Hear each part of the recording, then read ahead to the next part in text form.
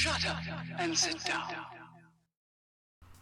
Howdy guys, it's Andy from Bigmeks Workshop and Painting Studio, and today I'm painting a Goblin Bomma from the Blood Bowl team. Now, this is a second attempt at a test paint job for a colour scheme on my Blood Bowl team, and I went for something completely different. I also did a lot more work on the features than I did on the Goblin Looney, so it'd be nice to look back at the Looney video and just see how much my painting has changed over the last 12 months.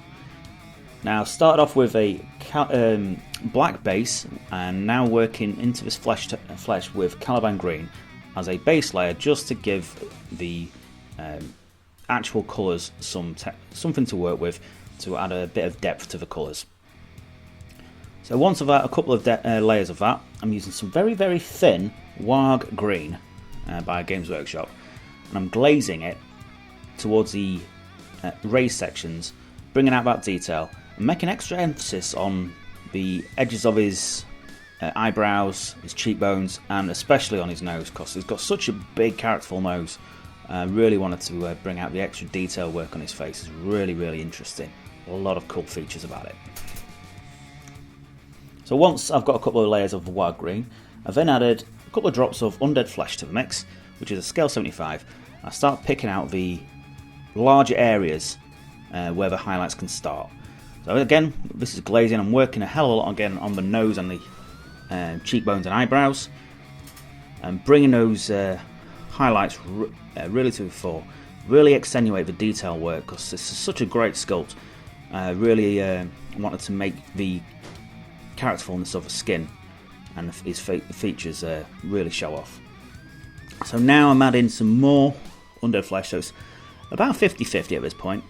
I'm just starting to pick out the extremities of the details across the top of his brow, across the bridge of his nose and his cheekbones, and again also the point to his chin, making him look really really characterful. So now I start to use some Resurrection flesh, which is slightly lighter than Cadian flesh. I'm using basically glazing at this point. I'm wanting to add some flesh colour to it to make it look like he's a bit more natural, a bit more alive than the classic just green highlights. I wanted some actual colour shifts onto the facial features. So I really start to work on that nose area, on his bottom of his chin and around his lips, to make the flesh tones a little bit more lifelike. So I'm just stretching that paint across, bringing it out to the final point around his nose and around the closest parts to his cheeks. As you can see, I'm just bringing that colour ever so gently towards the most extreme areas of his mouth and nose, getting that. But I'm using ever such thin paint; it's allowing the paint to transfer from one shade to another. If you do get a bit heavy-handed, don't worry about it. Just use some of the original colour and blend it through to get the colour change the way you need it to be.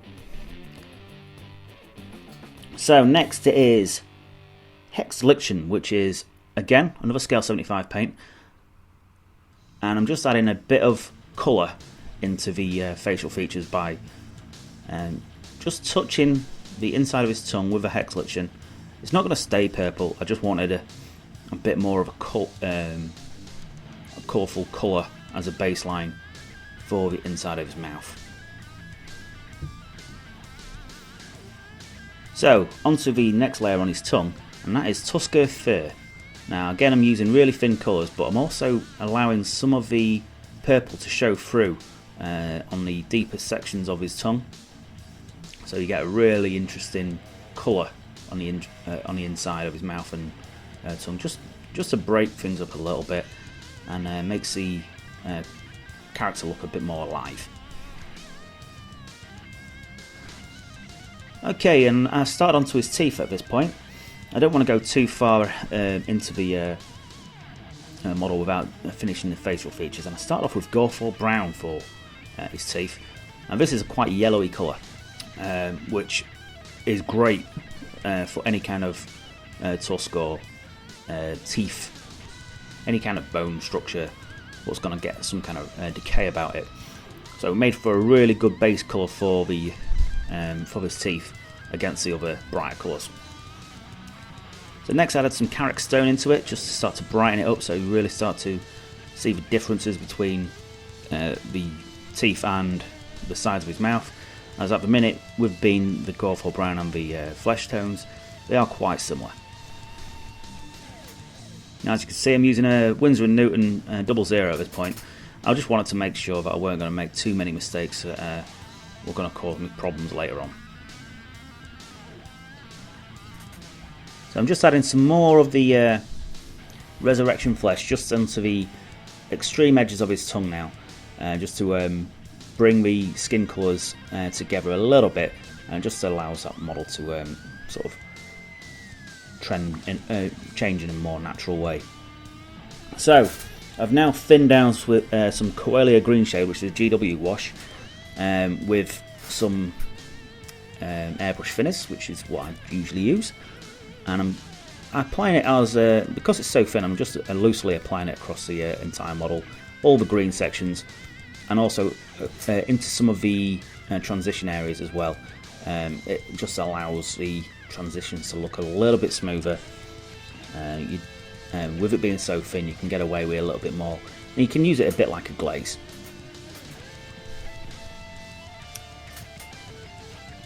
So now I'm going to start onto his jersey now, which is a base colour of cold grey. Now this is where I really start to change from the Looney. Not only is the face a completely different style, and in my opinion a lot better, I've gone for a completely different colour scheme to that guy. Starting off with a grey jersey, as I wanted it sort of an off-white to give him a bit more of an interesting colour to start off with. The cold grey is then being washed with Agrax Earthshade, getting to allow me to see the detail work. I wanted the jersey to look stained and dirty. It is a goblin after all, so we're not expecting him to be the most professional outfit in the world, but you know, at least they're in some kind of uniform. It also adds the depth to the model as well, which is a good start point. So now I add cold grey again, just to pick out the highlights. It's also tidies the base tones up where the Agrax has gone in places where it shouldn't be. It just allows you to just get things looking something like how you want it to be. So currently I'm using a GW small layer brush, decent little brush size. I do find that if you using prolonged periods of time, they do tend to fray easily, but when the points are still there, they're still decent brushes. I've now added some Miskatonic Grey, which is a scale 75 paint again. Now this is a sort of a purpley grey. It adds for a really good highlight for Vallejo's cold grey, as it keeps it on that sort of cold grey's got sort of a browny purple sort of tone to it, and the Miskatonic Grey's got a very similar thing, just slightly lighter. So it really does work well with the cold grey. The next is pure Miskatonic Grey, and that is as a edge highlight for the majority of the model on the grey sections. Now keeping the edges fairly broad at this stage because I've got another layer or two to go. I just want to give myself plenty of workspace, as if you keep your edge highlights for the early layers fairly broad, you can get some nice finishing touches with the final highlights. So onto the trousers, and it is Vallejo's Heavy Brown. Good colour. You could use a GW's got some similar sort of change colours to this. XV88 makes a great start point, but I wanted something a little bit different to the GW colours. It's similar, but there is a bit more yellow in the XV88 than what I actually intended. Now, obviously, keeping the paint layers ever so thin before I go any further. So the belt and the leather work, I start off with dark flesh tone even, which is quite a reddy brown. A little bit lighter than Rhinox hide, but of the same sort of colour spectrum. You could quite easily use Rhinox hide if that's a bit more to your taste. I just wanted to use something a little bit different, something I've never used in a tutorial before, and just try things out. Again, this is a colour experiment as much as a tester. So this is a colour experiment. And onto the trousers and the leather work is an Agrax wash to get that depth into the model where you'd expect the colours to be. As always, I've thinned this down a little bit so it doesn't stick to the raised edges any more than absolutely necessary. So it reduces the amount of cleanup you need to do afterwards. So back onto the trousers, and it is Vallejo's Khaki, which is a great colour for highlighting heavy brown. It's a nice yellowy brown colour. It really does go well over that. As it's slightly darker than Karak stone, you really would struggle to get that to highlight just as gently. So a couple of thin layers of the khaki, and then I'm added some Miskatonic grey into it to just bring it together with the dirty grey jersey, and just as a highlight areas across the raised sections on the legs.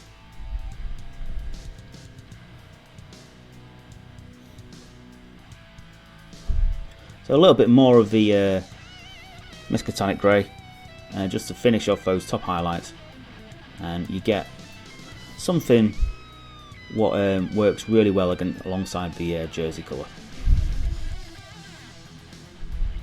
Now at this stage you could probably just get away with using something along the lines of Screaming Skull, but I decided I wanted to mix it with the original colours. So onto the armour, and I start off with a base of Mephiston Red. Nice rich red colour. I wanted it to be a classic sort of red, and bringing the old school orc colours into the this new style of Goblin what I'm painting up. So back in the day when I first started Blood Bowl, I was a bit of a gouged eye fan, so it's also a bit of a nod to my early days as a kid.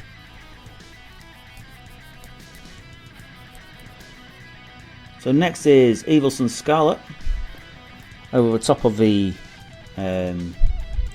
Mephiston Red. Once I've got a couple of decent layers on that, and just to really bring out that vibrant red colour we'd expect with the green skins. They do like their bright colours. And now I'm starting to add some checks into it. So this is a very long drawn out process.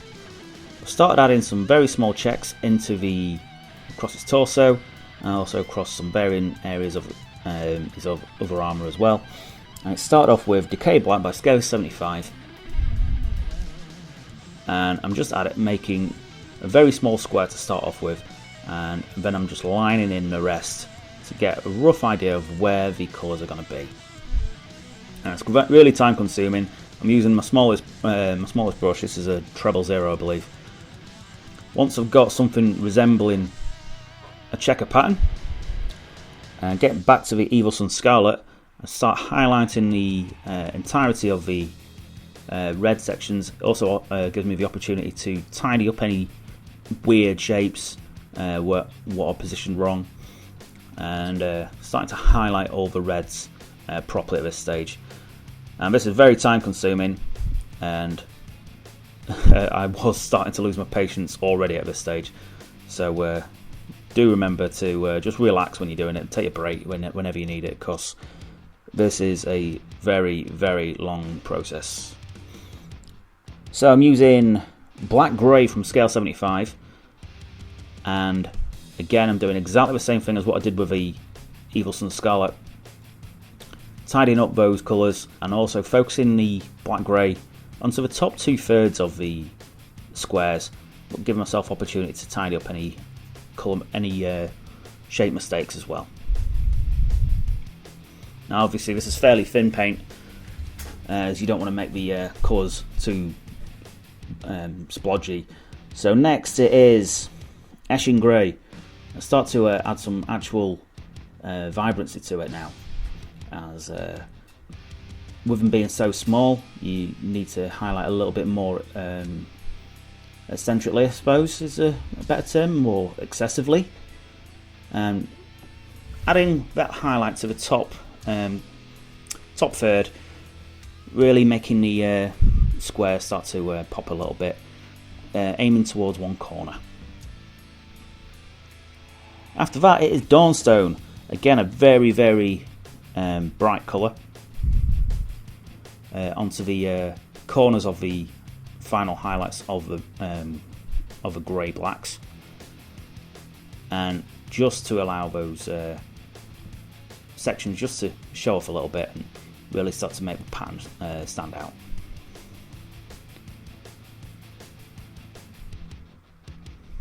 And just a little bit more with the Dawnstone just to finish off there. So back to the Evil Sun Scarlet, and I'm just really starting to get them highlights together. I'm starting to highlight on the actual armour plating as well. I'm bringing those colours to those obvious highlights, and just taking my time on the armour sections, as I want the armour to look good as well as the checker sections. Now it's important to do it. You can highlight the armour fully before you do the checkers, but I found that highlighting the checks individually gave a better finish. So once the Evil Suns as a highlighted being applied, it's now Wild Rider Red by GW. And I'm starting to pick out those highlights. There's a lot of detail work in the armour. You can start working on the dents and the scrapes in the armour as well, using the brightness of it to really pick out those dents and scrapes in the armour plates where you haven't put the checks. Fire Dragon Bright is the last highlight onto the red. Again, just like I did with the Dawnstone, just focusing towards the top corners of the checkers, but also along the lines of the dents and scrapes in the armour as well. Now this is a very bright colour, so just be careful when you're using it. I'm using a very thin brush, as I want the highlights to be highlights and not really striking and making the thing look a mess. So back onto the leather work. Onto the top of the dark flesh tone is Doombull Brown, which is a very reddy colour. Something I've never really used, so I decided to try something out a little bit different. And I'm just using a very thin brush to add the lines to the leather where it is creased and such, just to start bringing out the highlights on there.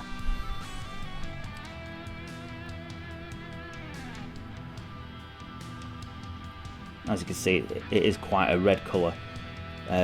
Could probably gone away. Would have probably been better using a different colours to go alongside the red armour, but mistakes are made, and these things happen. So yeah, maybe a more of a tan leather work would have looked a little bit better.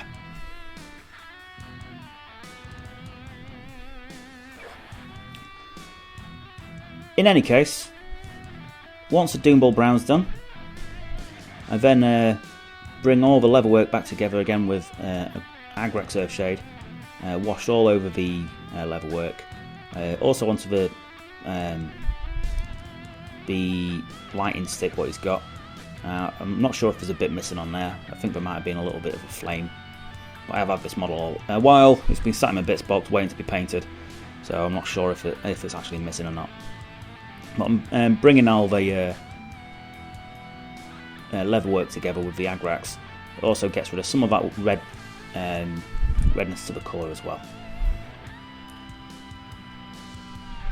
So onto the bomb. Start off with Oily Steel. which was a nice change from using black metal. Really good colour actually, great coverage, and a very rich silver with some depth to it as well. So you really start to enjoy what I was doing on this guy. After the oily steel, he's got. I decided to put some bright bronze onto the model as well, just to break up that silver. He's got knuckle dusters on, so I decided to put that on his knuckle dusters. Also around the top of the bomb as well, just to break up that silver. Just adds a little bit more detail to it, makes it a little bit more interesting. So now the Agrax is dried, I'm now adding Mud Brown, which is a Vallejo model air colour, to the leather work, and just as a top highlight, just to bring it up to the level of everything else. Just final touches is what makes it. And you get a really cool colour with the Mud Brown as well. It goes quite nicely over the Doom Bull and the Dark Flesh tone. So now onto the insides of the armour, the chipping, also onto the bomb as well, and his shoes. It is a bit of non-oil, being really careful around there. Obviously there's a lot of work gone into it, so I don't want to screw anything up too badly. I'm throwing some onto his taper stick as well, just to add a bit more depth into the bindings, what's holding it to his belt. And obviously I'm just getting some non-oil into the rivets and along the spikes on his armour. Now it is Agrax Earthshade, which has gone over. Also had a non-oil on his bomb, and the Agrax Earthshade is just getting slaps all over it. This is a Goblin Bomb, so it's not going to be clean. Probably ain't going to work. Whether or not he messed anything up or not, let's face it, goblins. Well, yeah, just goblins really. So Agrax Earthshade all over the model. I'm focusing towards the bottom of it, where it would have had a chance to, where the dirt and the grime would have had more chance to set. But just getting it all over, just to add some interesting colours to it. His claws, or fingernails, or whatever. I started off with Bone White, which is Vallejo paint, and it actually worked really well for this. It's really simple as well. Just the Bone White on the over the top of the Agrax down black. Really worked quite well. Was rather surprised with how nice they came out. So on top of the Bone White, I've got my old favourite Ivory. Now, if you do get a little bit of a mess all over something, just throw an Agrax over it on this particular thing, and you get the sort of colour changes that you're looking for.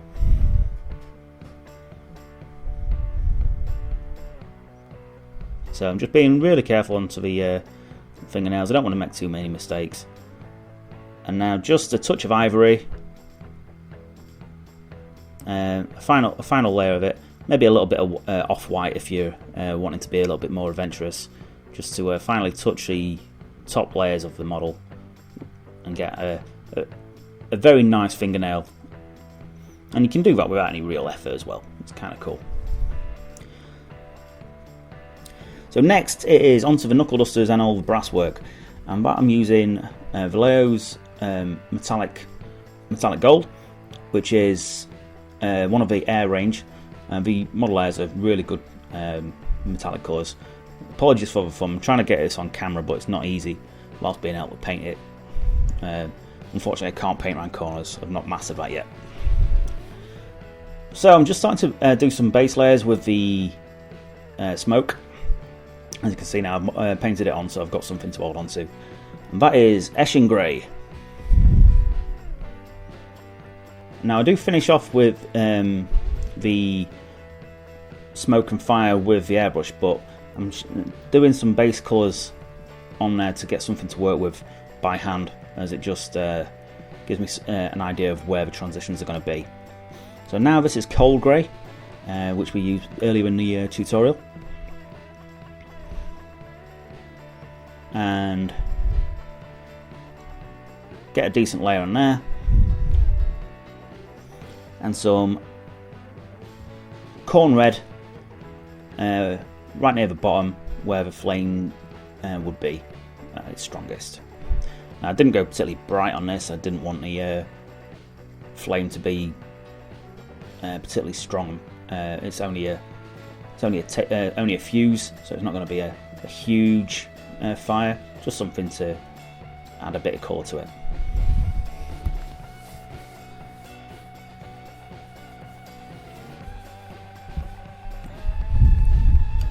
So now I'm going to bring it all together with the airbrush, as it's a lot easier than blending it by hand. I'll start off with cold grey. I'm literally overlapping the Eshin grey and even some of the red sections with the cold grey. Also assists me getting a smooth coat. I'm just using the airbrush to layer that paint up ever so gently. Now, as I've always said, this can be done by hand. It's just with this particular shape, I just felt it would be a lot easier to do it with the airbrush. So I'm adding a bit of Eshin grey to the bottom sections. Now, as you can see, the red is still wet at this point, so it's diffusing some of the Eshin grey into the red, getting a weird sort of colour transfer, which is kind of cool actually. It's something I wasn't expecting, but yeah. It was definitely an interesting effect now I look back on the camera. It's something I'm going to remember, because using the airbrush is just sort of moving the colour around.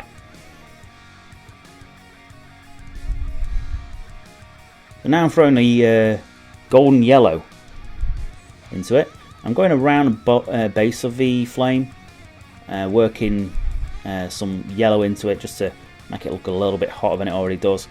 And also overlapping onto the bomb itself as a little bit of a glow from the fuse.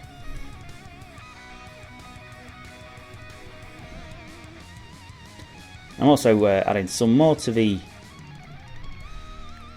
yellow onto the fire as well, just to brighten up a little bit.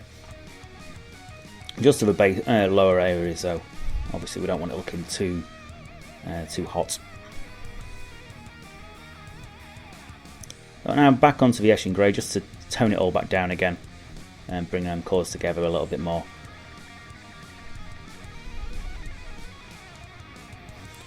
And a little bit of cold grey towards the top as well. And there you have it. That is a Goblin Bomb wielding loon ball, which is a great little fig. I can't recommend this model highly enough.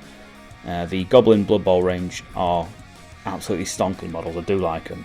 Loads of character, loads of fun to paint.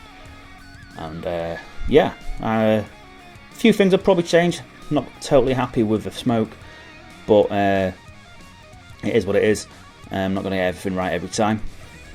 So as always, massive thanks for you guys for watching me waffle for the last half an hour. We do appreciate it. Every comment is welcome, so if you've got anything to add, if you've got anything to ask, please hit us in the comment sections below. If this is the sort of thing you like to see, hit like, hit subscribe, share with your friends. If you want to see more of this sort of content and get it on early release, check us out on Patreon. And if you are interested in merchandise, we've got t-shirts now available on Teesprings. The links are both are below. So huge thank yous go out to D-Wack, Warren, Love Minis, The Orc Boys, Ludwig Hofbauer, Kit Lindquist and the Acmus of Dawn. You're our top Patreons, and we cannot help thank you enough for that. Without your guys' donations, we wouldn't be able to do this. Also, if you want reduced price models, check out the Outpost, our affiliate link down below as well. And we shall catch you on the next one, guys. Thank you for watching. Ta-ra.